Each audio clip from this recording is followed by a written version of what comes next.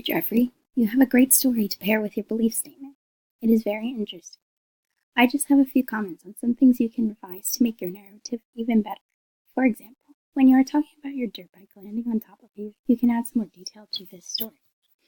Your original sentence is, as the years passed, I got better at writing and decided to do a wheelie on my dirt bike. And when I did, the bike landed on top of me and then I couldn't ride for a month. To make this more detailed, you could use ing verbs to serve as adjectives. This is called a participle.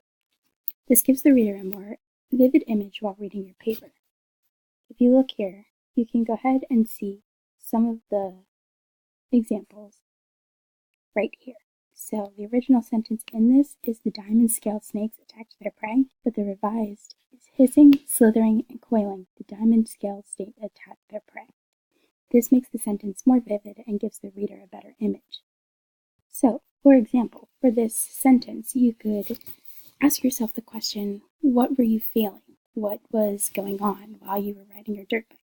For example, you could write, screeching, flying, and tumbling through the course, my dirt bike fell on top of me. Then go into detail on your injury.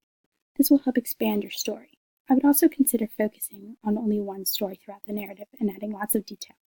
This will enhance the quality instead of switching back and forth. You can still include things like drawing and that kind of thing, but I would try to revise the first story as much as possible and make it more detailed. You're doing a great job. Keep it up. And also be sure to go back and look at capitalization and some grammar. I have commented over here on the side on what you should do. Have a great day.